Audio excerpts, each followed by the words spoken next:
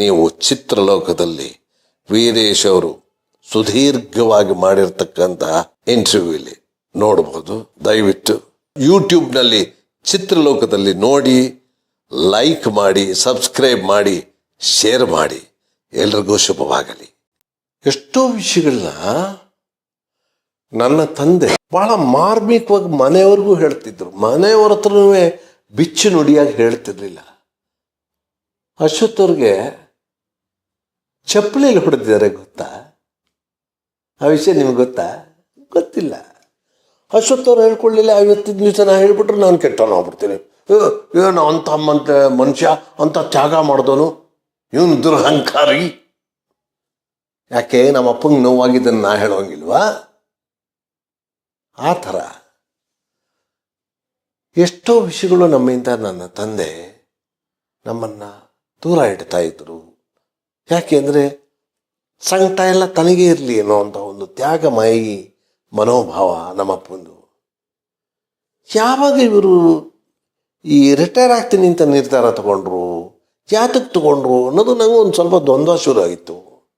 ಆಮೇಲೆ ನಿಂಗೆ ಗೊತ್ತಾಗಲ್ಲ ಅನ್ನೋರು. ಎಲ್ಲ ಹೇಳಪ್ಪ ಅಂದಂಗೆ, ಇಲ್ಲ ನಿಂಗೆ ಗೊತ್ತಾಗಲ್ಲ, ಸುಮ್ಮನೆ ನಂಗೆ ಸಾಕಾಗ್ಬಿಟ್ಟಿದೆ ಅಂತಲ್ಲ.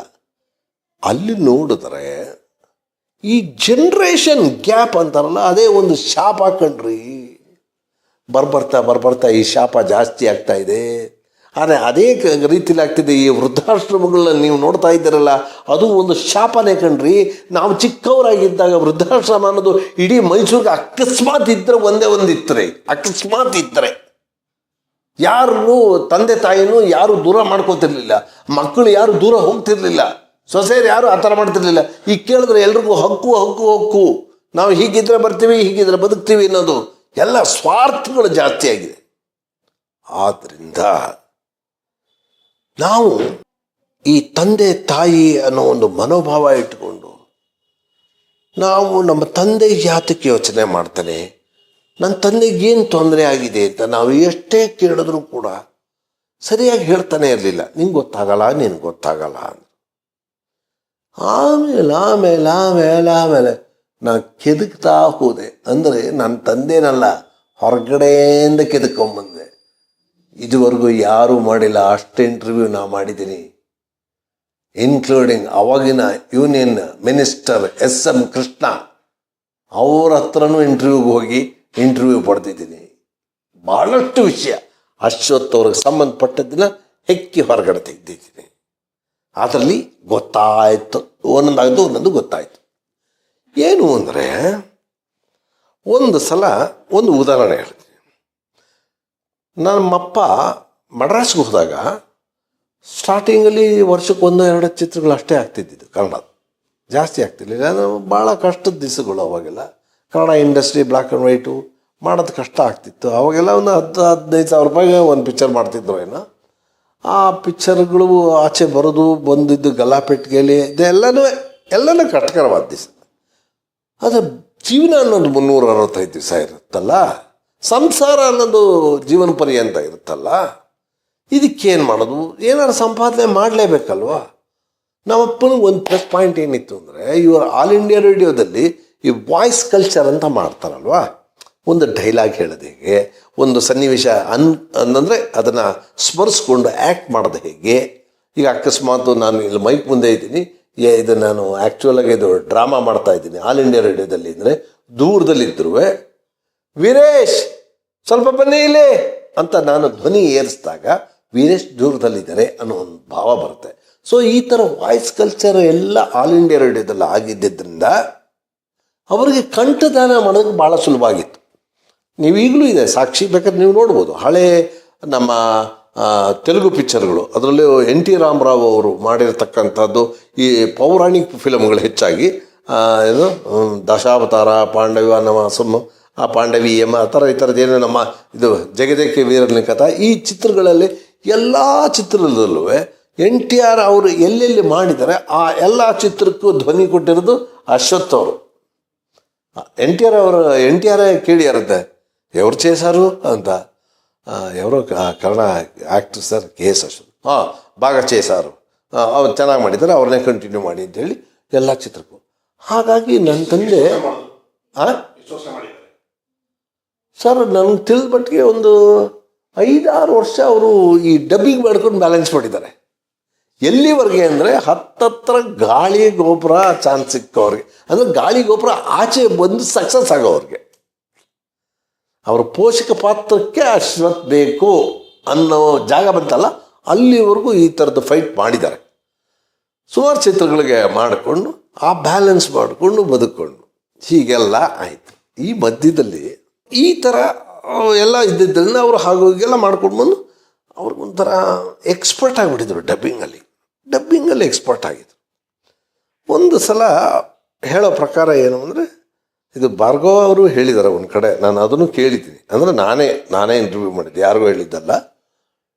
ಈ ವಯಸ್ಸಾಗ್ತಾ ಈ ಆರೋಗ್ಯದ ಒಂದು ವ್ಯತ್ಯಾಸ ಆಗ್ತಾ ಕೆಲವೊಮ್ಮೆ ಈ ಗಂಟ್ಲು ಒಣಗಿದಾಗ, ಈಗ ನನಗೂ ಒಬ್ಬ ಮಹಾಶಯ ಭಾಳ ಚೆನ್ನಾಗಿ ಕಾಮೆಂಟ್ ಮಾಡಿದ್ದಾನೆ, ಹೆಂಗೆ ಕುಡ್ಕೊಂಡು ಮಾತಾಡ್ತೀಯಾ ಅಂತ. ನೀವು ಮಲ್ಕೊಂಡು ಮಾತಾಡಿದ್ರೆ ನಾಲ್ಗೆ ಹಿಂದಕ್ಕೆ ಹೋಗುತ್ತೆ, ಡ್ರೈ ಆಗಿದ್ದಾಗ ಇನ್ನೊಂದು ಥರ ಆಗುತ್ತೆ, ಹೆಚ್ಚಿಗೆ ಮಾತಾಡಿದ್ರೆ ಒಂಥರ ಆಗುತ್ತೆ. ಈ ಥರದ್ದೆಲ್ಲ ಇದೆ, ಅದನ್ನು ಅರ್ಥ ಮಾಡ್ಕೊಳ್ಳೋದೆ ಅಥವಾ ಟೆಕ್ನಿಷಿಯನ್ನು ಸೇರಿಕೊಳ್ಬೇಕು ಅದಕ್ಕೆ. ಹೀಗಾಗಿ ಸ್ವಲ್ಪ ವ್ಯತ್ಯಾಸಗಳಾಗುತ್ತೆ. ಆಮೇಲೆ ನನ್ನ ತಂದೆ ಆ್ಯಕ್ಟ್ ಮಾಡ್ಬೇಕಾದ್ರೆ ಅವ್ರಿಗೂ ತೃಪ್ತಿ ಆಗದಿದ್ರೆ, ಸರ್ 1 more ಮಾಡ್ತೀನಿ ಸರ್, ಇನ್ನೊಂದು ಸಲ ಮಾಡ್ತೀನಿ ಅಂತ ಹೇಳಿದ್ರೆ, ಇದನ್ನು ಡಬ್ಬಿಂಗ್ನ ಒಳಗಡೆ ಕೂತಿರ್ತಾರೆ ಇಂಜಿನಿಯರಿಂಗ್ ರೂಮಲ್ಲಿ.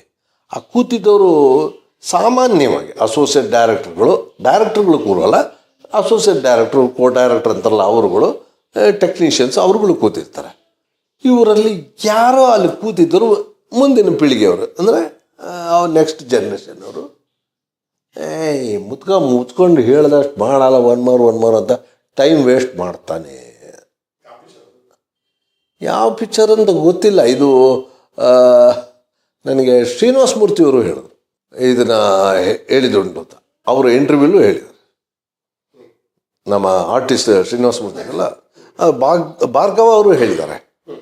ಇವರು ಸುಮ್ಮನೆ ಹೇಳಿದ ತಕ್ಷಣ ಮಾಡ್ತಿರ್ಲಿಲ್ಲ, ಪರ್ಫೆಕ್ಷನ್ ಅಂತ ಇದು ಮಾಡೋದು, ಇದಕ್ಕೋಸ್ಕರ ಈ ಥರ ಎಲ್ಲ ಮಾಡ್ತಾರೆ.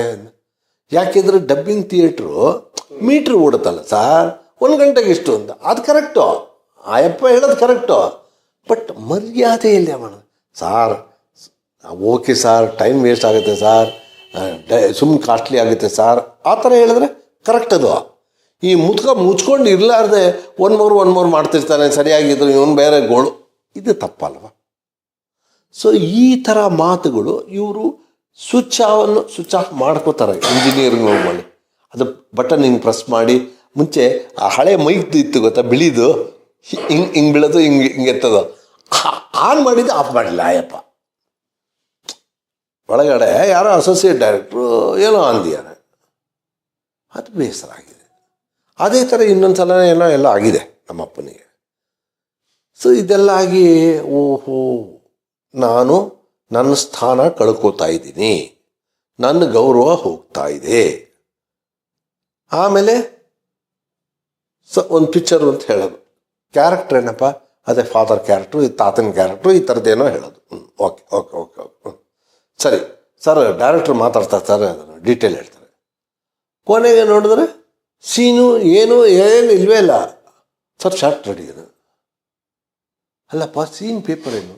ಇವ್ರುಗಳಿಗೆಲ್ಲ ಹೀಗೆ ಮುಂಚೆನೇ ಸೀನ್ ಪೇಪರ್ ಕೊಟ್ಟು ಅವರು ಅಧ್ಯಯನ ಮಾಡಿಕೊಂಡು ಆಮೇಲೆ ಹೋಗಿ ಕ್ಯಾಮ್ರಾ ಮುಂದೆ ನಿಂತ್ಕೊಂಡು ಅವರು ಮಾನಿಟರ್ ಮಾಡಿ ಆ ಥರ ಮಾಡ್ತಿದ್ದಿದ್ದು. ಕೊನೆಗೆ ಹೇಗಾಯಿತು? ಆ ಸ್ಪಾಟಲ್ಲಿ ಸನ್ನಿವೇಶ ಏನು ಅಂತ ಹೇಳೋದು, ಆ ಸ್ಪಾಟಲ್ಲಿ ಡೈಲಾಗ್ ಕೊಡೋದು. ಈ ವ್ಯವಸ್ಥೆ ಇದು ಇರಲಿಲ್ಲ ಮುಂಚೆ, ವ್ಯವಸ್ಥೆ ಚೇಂಜ್ ಆಯ್ತಲ್ವಾ? ಸೊ ಇವ್ರಿಗೆ ಅದು ಹೊಂದ್ಕೊಳಕ್ಕಾಗಲಿಲ್ಲ. ನನಗೆ ಮರ್ಯಾದೆ ಹೋಗುತ್ತೆ, ಅಥವಾ ನಾನು ಮಾಡೋ ಇದು ಪ್ಯಾಟ್ರನ್ ಚೇಂಜ್ ಆಗುತ್ತೆ, ಅಥವಾ ಇವ್ರ ಸ್ಪೀಡ್ಗೆ ಆಗಲ್ಲ, ಇಲ್ಲ ಇವರು ನನಗೆ ಗೌರವ ಕೊಡಲ್ಲ. ಆಮೇಲೆ ಬೆಳಗ್ಗೆ ಬಣ್ಣ ಹಾಕ್ಸ್ಬಿಟ್ಟು ಸಂಜೆ ತನಕ ಕೂಡಿಸೋದು. ನಮ್ಮಪ್ಪ ನನಗೆ ಗೊತ್ತಿಲ್ಲ, ನಮ್ಮಪ್ಪನೇ ಹೇಳಿದರೆ. ಅವರು ಬೇರೆಯವ್ರು ಹೇಳಿರೋದೇನೆಂದರೆ, ನಿಮ್ಮ ತಂದೆ ಕೊಂಡ್ರೆ ಒಂದು ಜಾಗದಲ್ಲಿ ಹಿಂಗೆ ಕೈ ಕಟ್ಕೊಂಡು ಕೂತ್ಕೊಂಡ್ಬಿಟ್ರೆ ಊಟ ತಿಂಡಿ ಕಾಫಿ ಟೈಮ್ ಬಿಟ್ಟರೆ ಇನ್ಯಾವ ಟೈಮ್ಗೂ ಹೇಳ್ತಿರ್ಲಿಲ್ಲ. ಅವ್ರಿಗೇನಾದ್ರು ಸ್ಕ್ರಿಪ್ಟ್ ಕೊಟ್ಬಿಟ್ರೆ ಅದನ್ನೇ ಓದ್ತಾ ಇರೋರು, ಇನ್ಯಾರೂ ಬೇಕಾಗಿರಲಿಲ್ಲ. ಅಣ್ಣವ್ರಿದ್ದರೆ ಮಾತ್ರ ಅಣ್ಣವ್ರ ಹತ್ರ ಮಾತಾಡ್ತಿರೋದು. ಇದು ಭಾಳಷ್ಟು ಜನ ಹೇಳಿದ್ದು, ಭಾಳಷ್ಟು ನಾನು ಕೇಳಿದ್ದೆ. ಆಮೇಲೆ ನಮ್ಮಪ್ಪ ಅದು ರಿಪೋರ್ಟ್ ಬರ್ತಾ ಇದೆ ಅನ್ನೋರು ನನಗೆ. ಏನಂತ, ನೀನು ಸೆಟ್ಟಲ್ಲಿ ಭಾಳ ಮಾತಾಡ್ತಿರ್ತೆಂತೆ ಅಂದರೆ ಏನರ್ಥ?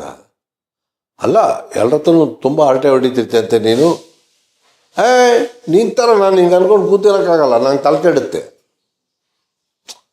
ನಾನು ಅಂದರೆ ನೆಕ್ಸ್ಟ್ ಜನ್ರೇಷನ್ ನಾವು ಹಾಗೆ. ಬಟ್ ಕೆಲಸ ಬಂದರೆ ಕೆಲಸ ಸೀರಿಯಸ್, ಅದು ಬೇರೆ ಬಿಟ್ಟೆ. ಈಗ ನೋವಾ ಅಯ್ಯೋ ಬಿಡಿ ಹೇಳೋ ಹಂಗೆ. ಸೊ ಈ ಡಿಫ್ರೆನ್ಸ್ ಎಲ್ಲ ಬಂದಾಗ, ಆಮೇಲೆ ಹಣಕ್ಕೆಲ್ಲ ತೊಂದರೆ ಆದಾಗ, ಆಮೇಲೆ ಎಲ್ಲ ಥರನೂ ವ್ಯತ್ಯಾಸಗಳು ಆಗ್ಬಿಡ್ತಲ್ವಾ. ಬೇಡಪ್ಪ, ನಾನು ಸರಿ ಹೋಗಲ್ಲ, ಜೀವನ ನಡೆಸೋದು ಕಷ್ಟ, ಎಲ್ಲೆಲ್ಲ ತಲೆಗೆ ತಗೊಂಡು ಕೊನೆಗೆ ಒಂದು ಫೈನ್ ಡೇ ಅಣ್ಣ ಅವ್ರ ಕಂಪ್ನಿಗೆ ಅನ್ಯಾಯ ಆಗಬಾರ್ದು. ಯಾಕೆ ಅಂತಂದರೆ, ನೆಕ್ಸ್ಟ್ ಎಪಿಸೋಡಲ್ಲಿ ನಾನು ಡೀಟೇಲ್ ನಿಮ್ಗೆ ಹೇಳ್ತೀನಿ. ಇಡೀ ಇಂಡಸ್ಟ್ರಿನೇ ಗುಂಪುಗಾರಿಕೆಯಲ್ಲಿ ಶುರು ಆದಾಗ, ಅಶ್ವಥ್ ಅವ್ರನ್ನ ದೂಡಬೇಕು ಅಂತಿದ್ದಾಗ ಕೈ ಹಿಡಿದಿದ್ದು ಡಾಕ್ಟರ್ ರಾಜ್. ಅಕಸ್ಮಾತ್ ಏನಾದರೂ ಒಂದು ಲಾಸ್ಟ್ ನೀವು ಒಂದು 20-25 ವರ್ಷ ಅವರು ಫಿಲಮ್ ಕೆರಿಯರಲ್ಲಿ ಇದ್ದಿದ್ದು ಬಿಕಾಸ್ ಆಫ್ ಡಾಕ್ಟರ್ ರಾಜ್. ಇಲ್ಲದೆ ಹೋಗಿದ್ರೆ ಬಹುಶಃ ಗೊತ್ತಿಲ್ಲ, ಅಶ್ವಥ್ ಅವ್ರ ಕಾಯಿಲೆ ಬಂದೇ ಸತ್ತೋಗ್ತಿದ್ರು, ಸೂಯಿಸೈಡ್ ಮಾಡ್ಕೊಂಡೇ ಸತ್ತೋಗ್ತಿದ್ರ, ಅಥವಾ ನಾವೇ ಇನ್ನೇನಾರು ಆಗೋಗ್ತಿದ್ವು ಗೊತ್ತಿಲ್ಲ. ಏನಕ್ಕೆ ಏನು ಕಾಣಿಸ್ತೀನಿ ನೋಡ್ಬೋದು ಬಾಯಿ ಯಾರಿಗೆ. ನಾನು ನನ್ನ ತಂದೆ, ದೇವರು, ಪರಮಗುರು, ಸರ್ವಸ್ವ ಎಲ್ಲ ರೀತಿಯೂ ನಾನು ಕಂಡಿದ್ದೀನಿ. ರಾಮನ್ನೇ ಬಿಡದೆ ಇದ್ದವರು ಇನ್ನು ಅಶ್ವಥ್ ಅವ್ರನ್ನ ಬಿಡ್ತಾರೇನ್ರಿ? ಹೀಗೆ ನನ್ನ ತಂದೆ ಬಗ್ಗೆ ಹಿಂದೆ ಏನೇನು ಆಡ್ಕೊಂಡ್ರು, ಯಾರ್ಯಾರು ಏನೇನು ಆಡ್ತಾ ಇದ್ದಾರೆ, ಇವೆಲ್ಲ ನನ್ನ ಕಿವಿಗೆ ಬೀಳ್ತಿತ್ತು. ನಾನು ಇಂಡಸ್ಟ್ರಿಗೆ ಬಂದಿದ್ದೀನಿ, ಎಲ್ಲೋ ಕೂತ್ಕೊಂಡು ಸೋಷಿಯಲ್ ಮೀಡಿಯಾದಲ್ಲಿ ಅಶ್ವಥ್ ಅವ್ರ ಬಗ್ಗೆ, ಅಣ್ಣವ್ರ ಬಗ್ಗೆ ಹೇಳೋದಲ್ಲ. ನಾನು ಅಶ್ವಥ್ ಅವ್ರ ಮಗ, ಅಶ್ವಥ್ ಅವ್ರ ದಹನ ಮಾಡಿದವನು, ಕ್ರಿಯೆ ಮಾಡಿದವನು, ಮಾಡ್ತಿರೋನು, ನಾಳೆ ದಿವಸ ಪಿತೃಪಕ್ಷದಲ್ಲೂ ಕ್ರಿಯೆ ಮಾಡೋನು, ನಿಷ್ಠೆಯಿಂದ ಬದುಕಬೇಕು ಅಂತ ಅವರ ಮನೆಯಲ್ಲಿ ಅವರ ಹಾಸಿಗೆ ಮೇಲೆ ಅವರು ಬಟ್ಟೆನ ಉಟ್ಕೊಂಡಿರೋನು. ನಾನೇನು ಡೋಂಗೆ ಅಲ್ಲ, ಅಥವಾ ತಲೆ ಹೊಡ್ಕೊಂಡು ಬೇರೆಯವ್ರ ಥರ ಸಂಪಾದನೆ ಮಾಡಬೇಕು ಅಂತಿರೋನಲ್ಲ. ಕೇಳಿ ಇಂಡಸ್ಟ್ರಿಲಿ, ಇಡೀ ಫಿಲಮ್ ಇಂಡಸ್ಟ್ರಿಲಿ ನಾನೇನು ಡಿಮ್ಯಾಂಡ್ ಮಾಡ್ತೀನಿ, ಹೇಗಿರ್ತೀನಿ ಅಂತ. ಯಾವನೋ ಕೂತ್ಕೊಂಡು ಎಲ್ಲ ಹೇಳ್ಬಿಟ್ಟು ದುರಹಂಕಾರಿ ಅಂತಂದರೆ ನಾನು ದುರಹಂಕಾರಿ ಅಂತ ಒಪ್ಕೊಳಕ್ಕಾಗುತ್ತಾ?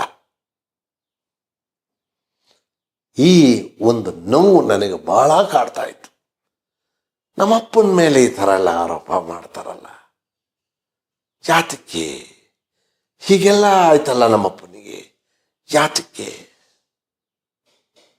ಎದೆಲಿ ನಮ್ಮಪ್ಪ ಇದ್ದಾನೆ, ಇಟ್ಕೊಂಡು ಹೇಳ್ತಾ ಇದ್ದೀನಿ. ನಿಮ್ಮನ್ನೇನು ಮೆಚ್ಚಿಸ್ಬೇಕು ಅಂತಲ್ಲ, ಮೆಚ್ಚೋ ಪರಮಾತ್ಮ ಅವನು ಮೆಚ್ಚಿಕೊಂಡ ಸಾಕು ನನಗೆ. ನೀವು ಮೆಚ್ಕೊಳ್ದೇ ಇದ್ರು ಅಷ್ಟೇ. ಎಷ್ಟೋ ಜನದ ಹತ್ರ ಪ್ರಶ್ನೆ ನಾನು ಮಾಡಿದಾಗ ಎಂತೆಂಥ ಪ್ರಶ್ನೆ ಮಾಡಿದ್ದೀನಿ. ಯಾಕಂದ್ರೆ ನಿಮ್ಗೆ ಅರ್ಥ ಆಗಲ್ಲ ನಾನು ಹೇಳೋದಿಲ್ಲ, ಅಪಾರ್ಥಗಳು ಬೇಗ ಮಾಡ್ಕೋತೀರ ನೀವು. ಬೇಕಾದ್ರೆ ಟ್ಯಾಗ್ ಮಾಡ್ಬಿಟ್ಟು ನೀವು ಬೇರೆ ಇನ್ನೊಂದು ಟೈಟ್ಲ್ ಕೊಟ್ಬಿಟ್ಟು ಇನ್ನೊಂದು ಬೇಕಾದ್ರೆ ಕತೆ ಬರೀತೀರ ನೀವು. ಅಂಥವ್ರು ಇದು ನಿಮ್ಮ ಸ್ವಂತ ಕತೆ ಅಥವಾ ನಿಮ್ಮ ಸ್ವಂತ ಕಂಟೆಂಟಿಂದ ನೀವು ಮುಂದೆ ಬನ್ನಿರಿ. ಇನ್ನೊಬ್ರದ್ದು ಯಾಕ್ರಿ ಕದೀತೀರ ನೀವು? ಎಷ್ಟೋ ಜನ ಕಲಾವಿದರು, ನಿರ್ದೇಶಕರು, ನಿರ್ಮಾಪಕರು ಕೇಳಿದೆ, ಏನ್ರಿ ನೀವು ಅವ್ರ ಮಗ ಆಗಿ ಈ ಥರ ಪ್ರಶ್ನೆ ಎಲ್ಲ ಕೇಳ್ತಿರಲ್ಲ? ಹೇಳಿ ಸರ್, ಸತ್ಯ ಹೇಳಿ ಸತ್ಯ ಹೇಳಿ, ನಮ್ಮಪ್ಪ ಏನು ಅಂತ ಹೇಳಿ. ಏನು ಗೊತ್ತಾ, ನಮ್ಮಪ್ಪ ಕುಡಿತಿದ್ಲ ಅಂತಲೂ ಕೇಳಿದ್ದೀನಿ. ಏನ್ರಿ ಅಶ್ವಥ್ ಅವ್ರ ಬಗ್ಗೆ ನೀವೇ ನಾನು ಅನುಮಾನ ಪಡ್ತಿಲ್ಲ, ಯಾವನೋ ಏನೋ ಹೇಳ್ತಾನೆ ಅದಕ್ಕೋಸ್ಕರ ನಾನು ಕೇಳ್ತಿದ್ದೀನಿ. ಅವ್ರಿಗೆ ಉತ್ತರ ನೀವು ಕೊಡ್ತಾ ಇದ್ದೀರಾ. ನಮ್ಮಪ್ಪನ ಪರವಾಗಿ ನಾನು ಮಾತಾಡ್ತಿದ್ದೀನಿ ಹೇಳಿ ಅಂತೆಲ್ಲ ಹೇಳಿದ್ದೀನಿ. ಈ ಥರದ್ದೆಲ್ಲ ಮಾಡಿದ್ದಾಗ ನಮ್ಮಪ್ಪನ ಬಗ್ಗೆ ಕೆದಕಿ ತೆಗಿಬೇಕು, ಸತ್ಯ ಅಡಗಿರೋ ಸತ್ಯನ ಪಾತಾಳದಲ್ಲಿದ್ದು ಸರಿ ತೆಗಿಬೇಕು ಅಂತೆಲ್ಲ ತೆಗೆದಿದ್ದೀನಿ. ಹಾಗಾಗಿ ಪಾರ್ವತಮ್ಮ ರಾಜ್ಕುಮಾರು, ಶಿವಣ್ಣ, ರಾಘವೇಂದ್ರ ರಾಜ್ಕುಮಾರ್, ಅಪ್ಪು ಸಾರು, ಆಮೇಲೆ ದರ್ಶನ್ ಅವರು, ಸುದೀಪ್ ಅವರು, ಆಮೇಲೆ ಯಾರು ಅಯ್ಯೋ ರಮೇಶ್ ಎಲ್ಲರನ್ನು ಇನ್ಕ್ಲೂಡಿಂಗ್ ಕನ್ನಡದಲ್ಲಿ ಒಂದೇ ಒಂದು ಚಿತ್ರ ಮಾಡಿರೋದು ಎಸ್ ಪಿ ಮುತ್ತುರಾಮನ್. ಗೊತ್ತಾಯ್ತಾ? ಎಸ್ ಪಿ ಮುತ್ತುರಾಮನ್ ಯಾರು ಅಂದರೆ ನಮ್ಮ ಸೂಪರ್ ಸ್ಟಾರ್ ರಜನಿಕಾಂತ್ ಅವ್ರಿಗೆ ಫಸ್ಟ್ ಒಂದು 20-25 ಪಿಕ್ಚರ್ ಹಿಟ್ಸ್ ಕೊಟ್ಟವರು. ಅವರು ಕನ್ನಡದ ಒಂದೇ ಒಂದು ಪಿಕ್ಚರ್ ಮಾಡ್ತಾರೆ, ಪ್ರಿಯಾ ಅಂತ. ಆ್ಯಕ್ಚುಲಾಗಿ ಫಸ್ಟ್ ಸಿಂಗಪೂರಲ್ಲಿ ಶೂಟ್ ಆಗಿದ್ದು ಇದು, ಈ ಪ್ರಿಯಾ. ರಿಲೀಸ್ ಆಗಿದ್ದು ಫಸ್ಟು ಸಿಂಗಪುರಲ್ಲಿ ರಾಜಕುಳ್ಳ. ಹಾಗಾಗಿ ಫಸ್ಟ್ ಅದಕ್ಕೆ ಕ್ರೆಡಿಟ್ ಹೋಯಿತು. ಯಾಕಂದರೆ ರಿಲೀಸ್ ಆಗಿದ್ದೇ ಲೆಕ್ಕ. ಆ್ಯಕ್ಚುಲಾಗಿ ನೀವು ಯಾವತ್ತೋ ಮಾಡ್ಬಿಟ್ಟು ಡಬ್ದಲ್ಲಿ ಇಟ್ಕೊಂಡಿದ್ರೆ ಅದು ಫಸ್ಟ್ ಪಿಕ್ಚರ್ ಅಂತ ಆಗಲ್ಲ. ಬಟ್ ಫಸ್ಟ್ ಶೂಟ್ ಆಗಿದ್ದು ಸಿಂಗಪುರಲ್ಲಿ ಪ್ರಿಯಾ. ಅಂಬರೀಷಿ ಹೀರೋ, ಕನ್ನಡದಲ್ಲಿ ಹೀರೋಯಿನ್ನು ಶ್ರೀದೇವಿ, ತಮಿಳಲ್ಲಿ ರಜನಿಕಾಂತ್ ಹೀರೋಯಿನ್ ಶ್ರೀದೇವಿ. ಅವ್ರದ್ದು ಇಂಟರ್ವ್ಯೂ ಮಾಡಿದ್ದೀನಿ, ಅವ್ರನ್ನೂ ಕೇಳಿದ್ದೀನಿ ಅಶ್ವಥ್ ಅವ್ರ ನಡತೆ ಹೇಗಿತ್ತು ಅಂತ. ನಾವು ಸತ್ಯನ ಒಪ್ಕೊಳ್ಳೋಕ್ಕೆ, ತಿಳ್ಕೊಳ್ಳೋಕ್ಕೆ ಅಥವಾ ತಪ್ಪು ಮಾಡಿದರೆ ತಿದ್ದುಕೊಳ್ಳೋದಕ್ಕೆ ಕೇಳ್ತೀವಿ ಕಣ್ರಿ. ಆ ಧೈರ್ಯ ಇದೆ. ಏನೋ ಗುಂಪುಗಾರಿಕೆ ಮಾಡ್ಕೊಂಡು ಇನ್ನೇನೋ ಮಾಡೋದಕ್ಕಲ್ಲ, ಅಥವಾ ನಮ್ಮಪ್ಪನ ಪೂಜೆ ಮಾಡಿ ನಮ್ಮಪ್ಪ ಶ್ರೇಷ್ಠ ಅಂತ ಹೇಳೋದಕ್ಕೂ ಅಲ್ಲ. ನಮ್ಮಪ್ಪ ಏನು ಅನ್ನೋದು ನಾನು ತಿಳ್ಕೊಳ್ಳೋಣ. ನಮ್ಮಪ್ಪನ ಬಗ್ಗೆ ಅಪಪ್ರಚಾರ ಆಗಿದ್ರೆ ಬೇರೆಯವ್ರ ಮುಖಾಂತರ ತಿಳಿಸೋಣ. ಬೀದಿಗೆ ಹೋಗೋರು ಯಾವನೋ ಏನೋ ಹೇಳ್ಬಿಟ್ರೆ ಅದು ನಮ್ಮಪ್ಪ ಆಗಲ್ಲ. ನಮ್ಮಪ್ಪನ ಒಡನಾಟ ಯಾರು ಇಟ್ಕೊಂಡಿದ್ರು ಅವ್ರು ಏನು ಹೇಳ್ತಾರೆ ಅದು ನಿಜ ಆಗುತ್ತೆ. ಎಲ್ಲ ಸತ್ಯ ಹೊರಗಡೆ ಬಂತು. ಕುಡಿತಿರ್ಲಿಲ್ಲ ಅಂತ ಬಂತು. ಹೇಳ್ತೀನಿ, ಹೆಂಗಸರ್ ಚಟ ಇತ್ತ ಅಂತಲೂ ಕೇಳಿದ್ದೆ. ಕೈ ಮುಗಿದು ಬಿಟ್ರ ಕಣ್ರಿ.